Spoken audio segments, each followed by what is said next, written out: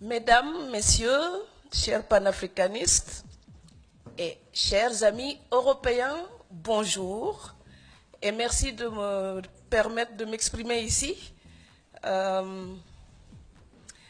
Nous sommes là réunis par une pensée commune, le désir de voir l'Afrique debout et fière et heureuse de partager ce qu'elle a à offrir, mais aussi ce qu'elle a à recevoir des autres cultures. C'est donc un honneur pour moi de partager ici ma réflexion. Mais le désir que nous avons de l'Afrique, d'une Afrique debout, fière, déterminée, quand on nourrit ce rêve, voir les drames de l'immigration, vous pouvez vous en douter. C'est un désespoir personnel, d'autant plus que j'ai beaucoup écrit sur ce thème. Et je voulais, avant de commencer ma présentation, lire juste un extrait de Coup de pilon de David Diop. Parce que malgré l'image désastreuse de l'Afrique que nous avons aujourd'hui, je continue à penser à la réponse dans son poème Afrique.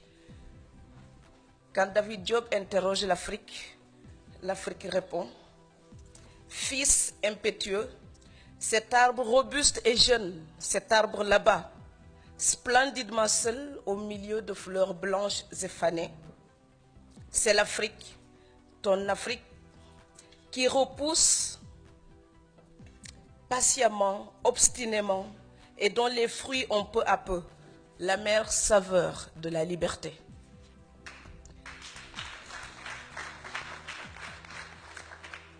J'ai souvent besoin de relire cet extrait-là pour rester positive. Parce que malgré les drames, il nous faut relever la tête, râler, déplorer, mais aussi essayer de proposer des perspectives. Le titre de ma communication, c'est « Drame de l'immigration, la responsabilité africaine et l'hégémonie européenne ». Et je tiens à souligner juste une petite différence entre le titre que vous avez en anglais, parce que dans le titre en anglais, il y a un point d'interrogation, et puis il y a la conjonction « ou », donc « o ». C'est une nuance de taille, parce que pour moi, ici, l'un n'empêche pas l'autre. Donc, parler de l'hégémonie européenne n'empêche pas d'évoquer les responsabilités de l'Afrique. Donc, je préfère garder mon sujet en français avec l'hégémonie de l'Europe et les responsabilités africaines. Donc, pour moi, situer les responsabilités ne suffit pas. Il faut aussi penser aux nouvelles perspectives. Parler des responsabilités de l'Afrique ne peut pas dédouaner l'Europe, mais indexer l'hégémonie de l'Europe ne permet pas non plus de dédouaner l'Afrique. Dans le titre également en anglais, vous avez réfugiés, donc au pluriel. Tous les immigrants, tous ceux qui sont là sur les plages de la Méditerranée, ce ne sont pas tous des réfugiés. Il y a des réfugiés certes, mais il y a aussi des migrants économiques. Et là encore, il y a une différence juridique, parce que si les réfugiés, eux, peuvent évoquer la Convention de Genève relative au droit d'asile, les immigrants économiques, eux, restent dans une zone grise et ils n'ont pour argument que leur désespoir. Si on distingue ces deux groupes-là, on est obligé de penser au droit international. Parce que pour les immigrants économiques, une analyse simpliste nous dirait simplement « Oh, ils veulent venir en Europe ». Ils n'ont qu'à respecter le droit international relatif au franchissement des frontières. Mais interroger l'application de ce droit international, c'est justement mettre le doigt sur l'hégémonie de l'Europe dans ses relations avec l'Afrique. Donc je vais juste dessiner quelques petites lignes qui marquent cette hégémonie, qui traduisent cette hégémonie de l'Europe. Selon l'article 13 de la Déclaration des droits de l'homme, toute personne a le droit de circuler librement et de choisir sa résidence à l'intérieur d'un État. Et l'alinéa 2 complète: toute personne a le droit de quitter tout pays, y compris le sien, et de revenir dans son pays. C'est ce que dit la Déclaration universelle des droits de l'homme. Est-ce que votre quotidien vous montre l'application concrète de cela? Donc les inégalités dans l'application du droit à circuler librement sont évidentes. Si on est honnête, on doit simplement dire que ce droit, seuls les ressortissants des pays riches en jouissent pleinement. Je pense que tous mes amis français peuvent circuler et visiter toute l'Afrique. L'inverse n'est pas vrai pour les Africains. Les maisons les plus riches sont les plus gardées. Cela frappe le bon sens. Donc si nous appliquons cette théorie aux États, ça voudrait dire que l'Europe se barricade pour jalousement garder sa prospérité. Nous avons donc les immigrés qui sont les intrus, les indésirables contre lesquels on dresse des barbelés à Ceuta et Melilla. De nombreux accords politiques permettent à l'Europe d'utiliser les pays d'Afrique du Nord comme le premier cordon sécuritaire. Je vis en Europe depuis 1994 et j'ai vu le carcan administratif devenir de plus en plus serré. Et je suis désolée pour les interprètes parce que parfois je parle comme une mitraillette.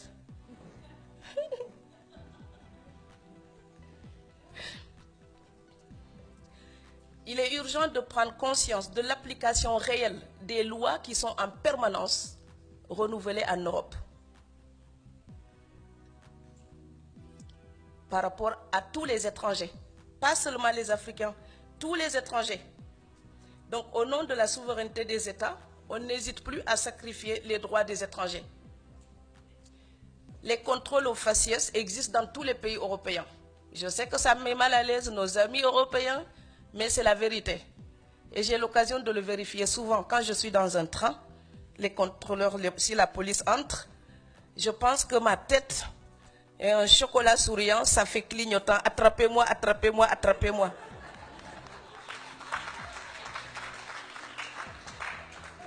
Pourtant, je souris juste pour être gentil, comme on agiterait un drapeau blanc pour dire inoffensive, inoffensive, inoffensive, j'ai payé mes impôts, tout va bien. Non, ils viennent toujours voir si je ne vais pas voler la tarte à la crème. Et c'est très vexant, parce que être noir, ça ne veut pas dire être moins digne de confiance. En fin 2008, le ministre français de l'immigration et de l'identité nationale s'est enorgueilli d'avoir expulsé, tenez-vous bien, 30 000 personnes, soit 2 500 par mois, ce qui représente 83 personnes persécutées par jour.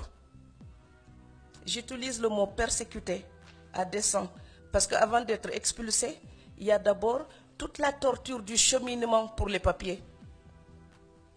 Et on a l'espoir qui se dégrade, qui se dégrade, qui se dégrade, jusqu'au moment où vous avez le fameux papier. Vous savez comment il s'appelle? Invitation à quitter la France.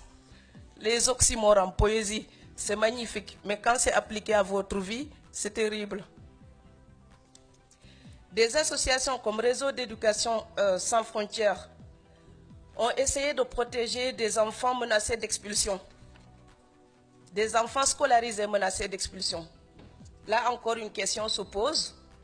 Que fait-on de la Déclaration des droits de l'homme, du principe de l'irresponsabilité juridique des enfants et de leur droit à l'instruction? Parce que les parents soient sans papier, c'est un fait, mais ça n'annule pas les droits des enfants. Et les enfants ne peuvent pas être coupables par contagion. Donc les nouvelles conditions imposées aux demandeurs de papier exigent aussi une bonne connaissance, par exemple, du français, l'apprentissage de l'hymne national et de l'histoire de France. On appelle ça des mesures d'intégration. Ces mesures-là existent aussi en Allemagne. Et dans les deux pays, des associations ont fait passer les mêmes tests à quelques autochtones. Beaucoup ont échoué. Cela prouve que ces mesures-là ont été créées uniquement pour servir de barrage aux demandeurs d'asile ou aux demandeurs de papier pour avoir le droit de travailler librement. D'une manière générale, les contraintes se multiplient. Donc, beaucoup de pays ont rallongé la durée de rétention des immigrés irréguliers. Et pour accélérer les procédures d'expulsion, on a réduit le temps accordé pour faire appel quand une demande a été rejetée. Toutes ces choses-là sont des petits détails cachés. Souvent, les gens s'en rendent compte quand ils sont confrontés au problème, pas avant. Donc, je suis étonnée, parfois mes amis français découvrent ça quand on en discute et ils n'en ont jamais entendu parler, par exemple. Cette situation nous démontre combien les frontières économiques conditionnent l'application du droit à circuler librement. Cela veut dire que la protection économique des États riches annule pratiquement le respect des droits humains. Alors, il faut le répéter parce que l'Europe est toujours là à donner des leçons à la terre entière. Donc, il faut aussi convoquer l'Europe sur ses propres principes. Le principe du droit international, justement, c'est la réciprocité. Donc, il n'y a aucune raison que les ressortissants européens puissent circuler librement dans le monde et que l'inverse ne soit pas possible pour les citoyens qu'ils visitent. L'Afrique ne peut pas être un zoo exotique pour l'Europe, où les Africains seraient enfermés et ne pourraient pas sortir, et les Européens peuvent venir nous observer comme dans une éprouvette. Ce ne sera pas longtemps acceptable.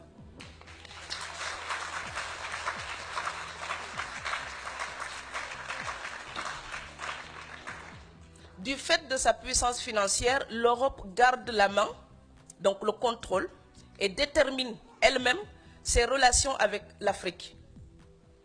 Donc, que vaut l'indépendance administrative sans indépendance économique? C'est la question que je me pose et c'est la question que l'immigration nous pose. C'est quoi être indépendant en Afrique quand on n'est pas libre de rêver son avenir dans son propre pays? C'est quoi l'indépendance territoriale, politique, administrative, quand on n'a pas l'indépendance économique, puisque avec l'application des lois, comme je viens de vous le dire, l'application de ces lois devient une résultante de la situation économique. Vous venez du Canada, vous voulez vous installer en France, vous n'êtes pas immigré, vous êtes expatrié. Vous êtes français, vous allez au Gabon, vous êtes expatrié. Mais vous êtes sénégalais, même si vous êtes millionnaire, vous venez en Allemagne ou en France, vous êtes immigré. Immigré devient un terme péjoratif qui désigne uniquement les étrangers à peau non blanche.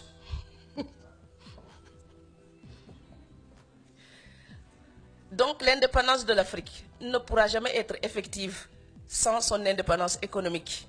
Car c'est bien par sa supériorité financière que l'Europe influence et impose ses règles en Afrique. L'Europe influence le marché. Par exemple, ils essayent d'abaisser les taxes de douane à 50%, alors que l'Afrique aurait absolument besoin de cet argent. Mais l'Europe veut libéraliser ce marché. C'est aussi par cette puissance financière qu'aujourd'hui encore souvent des entreprises européennes financent des partis politiques en Afrique, donc ils influencent le choix de nos dirigeants.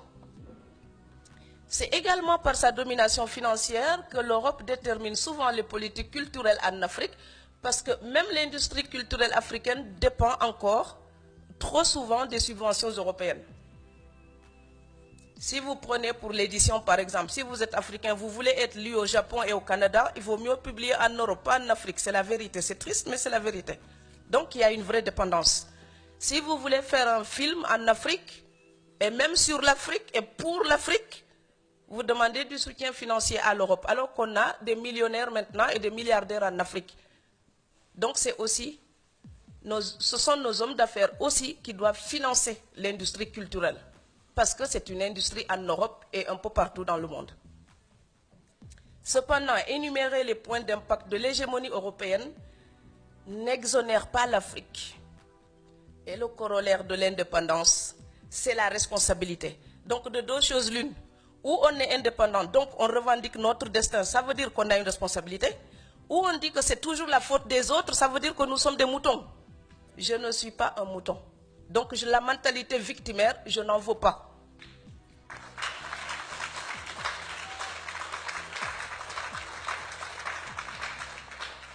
Pour moi, parler des responsabilités de l'Afrique, c'est évidemment chercher des perspectives. L'Afrique, la faute qu'elle doit reconnaître, et on doit absolument accepter cette autocritique.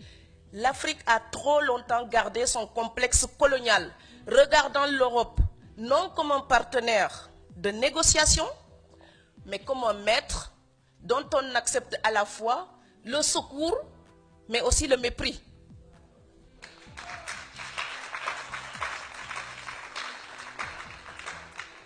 La terminologie utilisée quand on parle des relations entre les deux continents est édifiante.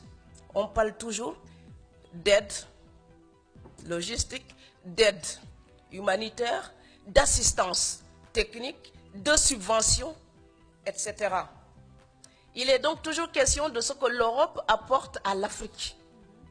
Pourtant, si l'Europe a si jalousement gardé sa relation avec l'Afrique depuis si longtemps, c'est bien parce qu'elle en tire quelque chose. Alors quand les Européens viennent investir chez nous, ils font de l'aide au développement. Mais leurs comptes bancaires sont en Europe. Et une entreprise qui fait des pertes ne reste pas longtemps en Afrique, hein, elle ferme. Donc quand ils viennent faire des affaires, ils viennent nous aider. Quand nous, on vient faire des affaires, on est immigré économique. Donc à un moment donné, il faut parler bêtement du marché capitaliste à la régulière. Et donc utiliser les mêmes arguments. Comme le disait Léopold Sédar Senghor en parlant de la francophonie et de la culture, Senghor disait ceci: au rendez-vous du donner et du recevoir, les peuples des continents non européens ne viendront pas les mains vides. Je répète, au rendez-vous du donner et du recevoir, les peuples des autres continents non européens ne viendront pas les mains vides. Avec la mondialisation, ce rendez-vous est effectif. Malheureusement, l'Europe voit souvent ce qu'elle donne et nous parle moins de ce qu'elle reçoit de l'Afrique. Et l'Afrique, elle se soumet pour ce qu'elle reçoit par fatalisme ou par ignorance de la valeur de ce qu'elle a à offrir. Et comme je ne cesse de le répéter dans tous mes textes, aider quelqu'un, c'est l'aider à ne plus avoir besoin de vous. Sinon, c'est de l'assujettissement.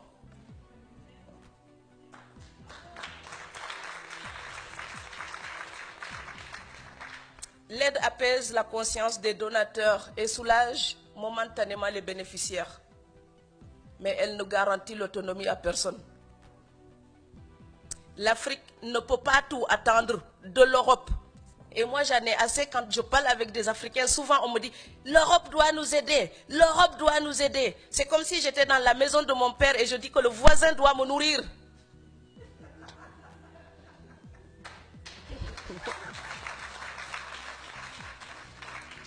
Je sais bien qu'il y a des torts que nous devons reprocher à l'Europe. Mais 3 siècles de reproches ne changeront pas notre destin. Donc, chercher un coupable extérieur ne changera pas notre destin. Si ma maison brûle et je reste là et je dis, quelqu'un a jeté une allumette, ma maison brûle, quelqu'un a brûlé ma maison, quelqu'un a brûlé ma maison. 3 saisons après, je serai encore sous les étoiles.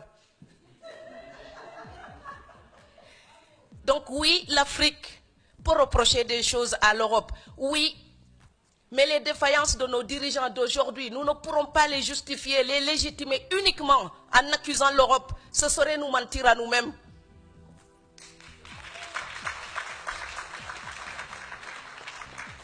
Nous sommes en Allemagne. Ce pays, après la guerre, était démoli, un tas de pierres. Aujourd'hui, on a des frères qui risquent leur vie pour y vivre. C'est parce que les Allemands ont travaillé pour ça. On ne peut pas seulement les accuser, on peut aussi prendre un exemple sur eux. Et je sais que quand on fait une autocritique à l'Afrique, les gens n'aiment pas. Mes frères m'applaudissent quand j'accuse l'Europe. Et puis quand je fais notre autocritique, je deviens la mauvaise. Mais je suis en même temps les deux. La fille qui peut regarder les fautes de l'Europe, mais la fille qui dit, si je veux que ma voisine européenne me respecte, si je veux parler avec elle d'égal à égal, je dois arrêter de demander la moitié de son salaire pour gagner le mien.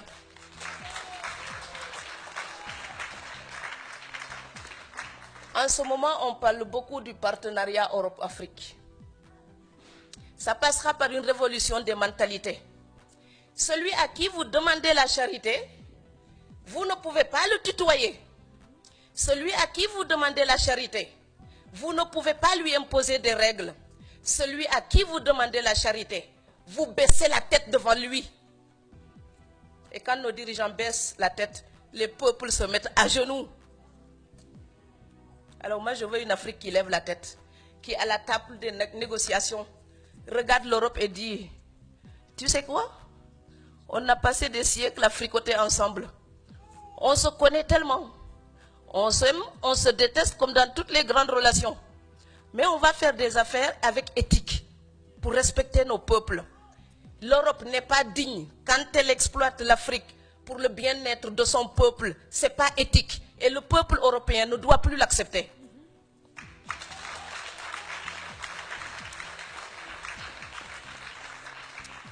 Et l'Afrique n'est pas digne quand elle se plaint tout le temps et que le peu de richesse qu'elle a, certains l'utilisent pour leur propre compte et laissent le peuple démuni. Ce n'est pas éthique non plus. Si le partenariat est une association en vue d'agir pour un bénéfice commun, je suis d'accord. Mais il est évident que pour l'instant, c'est l'Europe qui mène la danse. Alors de deux choses l'une, si vous voulez danser avec moi, vous ne pouvez pas seulement compter sur votre souffle, vous allez m'épuiser. Donc si vous voulez danser avec moi, on doit organiser nos pas et nous entendre doucement et nous entendre. C'est une conciliation. Ce n'est pas une domination, ce n'est pas un contrôle, ce n'est pas une tutelle, c'est une conciliation. Si le partenariat Europe-Afrique consiste simplement à imposer aux pays africains des accords soucieux des seuls intérêts européens, ce ne serait pas un partenariat, ce serait un contrat léonin, donc inacceptable. Ce serait même plus hypocrite que la colonisation. Il s'agit donc de rendre son plein sens au mot partenariat. Si l'Europe veut aider l'Afrique vraiment, il faut sortir de la condescendance et de la supposée aide pour un vrai et juste, transparent partenariat.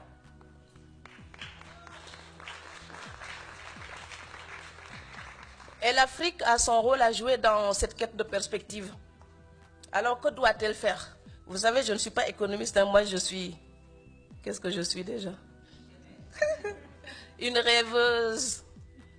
Je cherche de la musique dans les mots et il m'arrive parfois d'avoir une petite idée. Donc j'en ai quelques-unes ici. Peut-être que 10 sont mauvaises et qu'il y en a une de valable. J'aimerais bien que vous la gardiez dans ce cas-là. En tout cas, j'essaye de faire mon possible pour réfléchir tout le temps à la quête de solutions. Selon cette petite recherche, je pense donc que Descartes existe. Ok. Et selon Descartes, la pensée que nous appliquons, nous pouvons aussi la rendre réflexive. Dans mon autocritique d'africaine, parce que je ne veux pas toujours accuser les autres, je me demande qu'est-ce qu'on peut faire là-bas en Afrique, chez nous, avec notre petite réflexion, qu'est-ce qu'on peut faire pour changer quelque chose. Alors je pense que l'Afrique doit prendre la main quant à la gestion de ses matières premières. L'Afrique doit fixer le prix de ses matières premières. Elle doit fixer son prix au lieu de subir le diktat des acheteurs. Vous savez, c'est très simple. Quand vous allez acheter un jean ou une baguette de pain, ce n'est pas vous qui fixez le prix. Vraiment, vous payez le prix que le vendeur vous demande. Vous êtes d'accord ou vous n'êtes pas d'accord. Mais vous n'arrivez pas en fixant le prix du bien que vous désirez. C'est le propriétaire qui fixe son prix. Et tout le pouvoir de la relation est dans cette décision du prix. Celui qui fixe le prix, c'est le maître. Celui qui a son bien devrait être le maître de la transaction. Donc l'Afrique doit se respecter. Dans le contexte économique d'un monde globalisé, l'Afrique doit se libérer donc des précarés historiques et jouer franchement la concurrence. Vous savez, le capitalisme est cynique. Je ne l'aime pas, j'y peux rien, mais je dois survivre avec. Alors l'Afrique, elle l'aime ou elle ne l'aime pas, mais elle doit survivre dans le capitalisme. Et le capitalisme est cynique. Donc, ok, si je veux un sac de riz et que le prix que la France me paye n'est pas suffisant, mais si l'Allemagne me paye plus cher, je vends mon sac de ma matière première pour nourrir ma famille. Donc, parce que les anciens colonisateurs n'hésitent pas à jouer cette concurrence entre les pays africains. Alors, pourquoi les pays africains n'utiliseraient pas la même concurrence pour écouler leurs matières premières? Ça permettrait d'élever le prix, par exemple. L'Afrique doit exiger aussi plus de transparence des multinationales et surtout le paiement des impôts que ces multinationales sont censées apporter au pays. Il est quasi impossible d'obtenir des chiffres des bénéfices que les multinationales réalisent en Afrique. Alors, celui des impôts qu'elles sont censées payer est encore plus mystérieux. D'après l'économiste français Thomas Piketty dit ceci: l'Europe, au lieu de se donner bonne conscience avec des flux d'aide au développement, devrait contraindre les multinationales à cet exercice de transparence. Cette option générale mine la confiance en l'État en même temps qu'elle le prive de ressources indispensables au développement. Donc, afin de mieux profiter de ces matières premières, l'Afrique devrait aussi s'équiper pour transformer et valoriser ses propres produits. Vous savez, je trouve révoltant une chose. Les enfants de Munich mangent plus de chocolat que les enfants d'Abidjan. Pourtant, je n'ai pas vu de cacaoyer en Allemagne.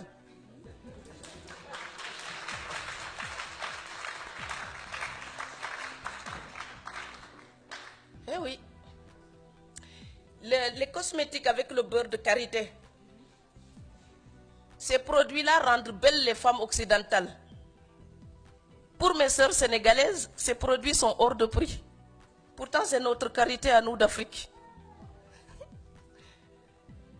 Mais oui, parce que d'autres l'ont utilisé pour transformer, mettre de la valeur et nous vendre ça encore une fois et avoir des plus-values. Donc vous avez l'or du Sénégal, de Sabodala, c'est vendu en Suisse. Le diamant du Congo est à Amsterdam. Le chocolat de Côte d'Ivoire fait la fortune des Suisses et des Belges. Mais qu'est-ce que l'Afrique tire de ses propres ressources?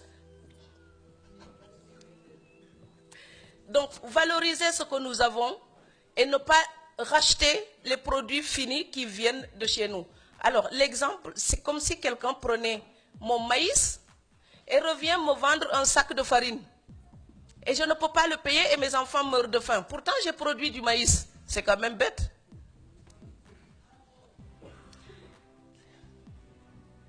L'Europe tient la bonne gouvernance pour une donnée fondamentale dans son partenariat avec l'Afrique. La vérité, c'est qu'on ne vaincra pas la pauvreté, l'instabilité politique, en investissant uniquement dans des secteurs économiques au bénéfice immédiat. Donc pour moi, tout développement passera par l'éducation. Pour une démocratie pérenne, il faut de l'éducation.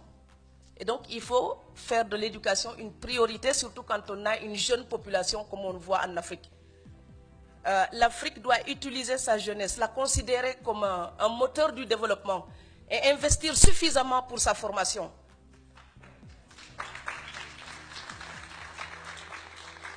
Dans beaucoup de pays africains, l'éducation n'est pas considérée comme une priorité. Elle devrait être obligatoire jusqu'à 16 ans. En 2008 ou 2006, j'ai eu l'occasion de faire un tour dans plein de pays africains, y compris en Allemagne. Et le président au scolaire soutenait cette initiative. Il faut que l'Afrique mette l'école obligatoire jusqu'à 16 ans. Parce que les jeunes qui ne vont pas à l'université, par exemple, pourraient ainsi avoir un socle commun et suivre des formations diplômantes et être de vrais professionnels. Le drame de l'Afrique, c'est que l'Afrique agit toujours en amateur. En amateur pour la peinture, pour la musique, pour la littérature, ça va. Mais amateur pour l'ingénierie pointue, pour le devenir de l'Afrique, pour l'éducation de la jeunesse, agir en amateur, c'est un crime. L'Afrique doit se professionnaliser.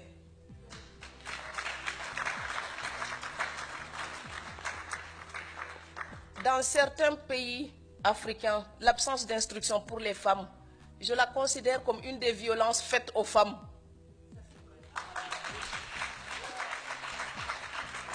Je la considère également comme une plaie de la démocratie.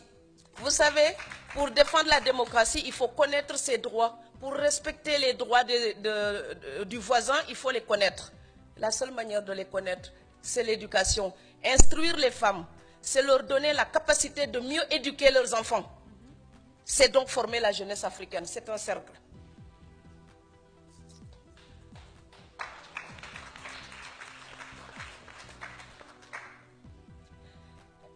Je voudrais aussi insister sur l'organisation même du corps social et politique africain. Vous savez, l'Europe vient toujours commenter après les drames. Que font-ils juste avant? Ils parlent toujours de l'explosion et des armes à feu. Il n'y a aucune usine d'armes à feu en Afrique. Donc si on s'entretue, c'est parce que ça fait de l'argent pour l'Europe. Il faut que ça s'arrête.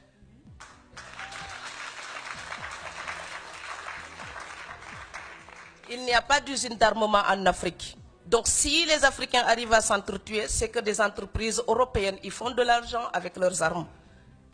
Défendre la démocratie en Afrique, c'est aussi parler de cette situation. Toujours dans la quête de solutions par rapport au problème des migrants. Jusqu'à maintenant, on considère les jeunes qui viennent comme un boulet. Mais vous savez, l'Europe est très ravie d'avoir des jeunes. La population européenne est en train de vieillir.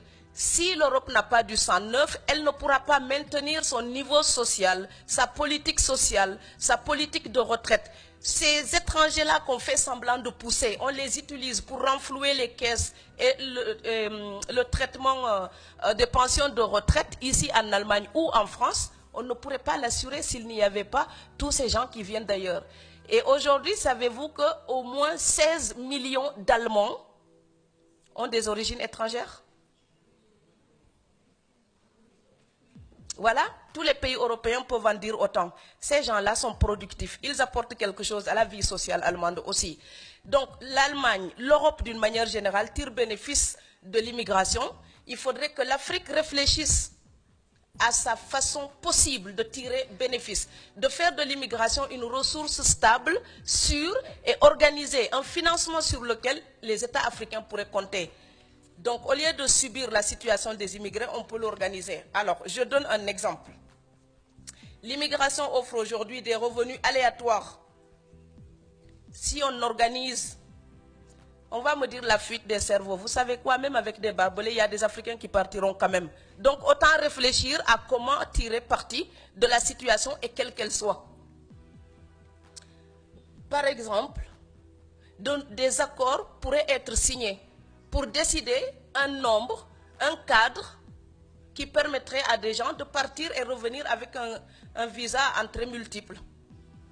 Ça, c'est une première chose. Une autre piste de réflexion, ce serait aussi si l'Europe veut sincèrement aider l'Afrique. Puisque parfois, quand même, les immigrés qui viennent travailler, ben, l'Europe pourrait accepter de reverser, par exemple, 50% des impôts des immigrants à leur pays d'origine. Donc, au lieu de faire des petits budgets qui viennent du budget des États européens pour aider l'Afrique, on peut faire contribuer les enfants d'Afrique qui travaillent en Europe et envoyer un pourcentage de nos impôts au pays d'origine. Les pays africains doivent également encourager les échanges entre eux. Ils sont là complètement focalisés sur l'Europe. Ils ne sont même pas capables de voir le voisin. Donc l'Afrique doit construire des infrastructures, encourager la circulation sous-régionale, parce que rapprocher les zones économiques, c'est rapprocher les citoyens des différents pays africains, c'est encourager l'esprit panafricain, donc c'est cultiver une espèce de fierté africaine. On pourrait aussi développer l'agriculture et surtout protéger l'Afrique de la prédation des terres arables et des terres rares. Et je dis bien la prédation des terres arables, cultivables, mais aussi des terres rares. Car en ce moment, la Chine est en train de prendre des superficies vertigineuses en Afrique. Et on est là et on regarde faire. Et nos dirigeants sont là et ils regardent faire et ils participent même à le faire. je ne veux pas que dans 50 ans, je serai peut-être vieille et sénile. Je ne voudrais pas qu'on vienne me prendre la tête encore avec une lamentation et dénoncer encore un nouveau dominant. Parce que ce qui s'est passé dans l'histoire, on le sait. Et cela nous appartient d'organiser notre avenir. Donc, si on laisse toutes les terres africaines partir, cette jeunesse a besoin de terres, de récoltes et de quoi vivre. Pour conclure, je dirais que face aux carences dans l'éducation, la santé, l'agriculture et d'autres domaines, le partenariat Europe-Afrique peut apporter une véritable ingénierie à l'Afrique. Il n'y a pas de complexe à cela. L'Afrique doit apprendre à prendre des autres et à échanger, sans complexe. La mondialisation, la crise économique et le drame actuel des migrants nous montrent que les problèmes d'aujourd'hui transcendent les frontières. Ils demandent donc des solutions collectives. Pendant longtemps, les populations, les communautés humaines ont organisé leur survie, les unes au détriment des autres. Aujourd'hui, ce n'est plus possible. Donc la communication internationale, les gens sont informés. Donc ce que je sais et ce que je peux revendiquer et ce que j'attends de l'Europe, peut-être que ma grand-mère ne pouvait pas réclamer la même chose. Eh bien, elle était moins informée. Et puis elle voyageait moins. Donc le monde globalisé aujourd'hui nous permet de nous rencontrer et de voir s'il y a des choses justes ou injustes. Et l'injustice, elle est intolérable aux 4 points cardinaux. Dans ce partenariat, je pense que nous devons veiller à ce que les intérêts financiers ne fassent pas litière des droits humains. Et je rêve donc d'une Afrique heureuse de ce qu'elle a à recevoir, mais aussi de ce qu'elle a à donner. Je rêve d'une Afrique qui garde la barre de son destin. Je rêve d'une Afrique fière, consciente de son potentiel, de ce qu'elle a à offrir, mais d'une Afrique ouverte au monde, pas d'une Afrique afrocentriste. Cette Afrique-là, ce n'est pas la mienne. On ne combat pas le racisme en devenant raciste. Et il m'arrive d'être absolument choqué de voir le dialogue que certains peuvent tenir contre un voisin africain ou contre les Européens. Donc voilà, réparer une injustice, ce n'est pas en imposer une autre. Si l'Afrique combat la domination, ce n'est pas pour écraser les autres. Il faut demander un équilibre et le respect mutuel. Pour terminer, parce que je ne termine pas, le sujet inépuisable, mais pour finir, permettez-moi de conclure juste avec une petite pensée pour les réfugiés, les migrants, les apatrides. Pendant longtemps, j'ai entendu parler d'eux au détour de conversations grandiloquentes. J'ai été au Népal, j'ai vu comment les gens vivent dans des camps. J'ai été à Barcelone, j'ai vu des gens, comment ils vivent dans des camps. Immigrés ou réfugiés vivant dans des camps avec une limitation de liberté, je vous garantis, quand on ne l'a pas vu, on ne peut même pas imaginer ce que c'est. Alors je pense à eux et je voudrais simplement dire ceci. Que nous soyons européens ou africains, notre liberté restera insatisfaisante tant qu'elle sera interdite à nos semblables. Personne ne peut apprécier un festin parmi les affamés. Or, la pire des fins, c'est l'absence de liberté. Je vous remercie.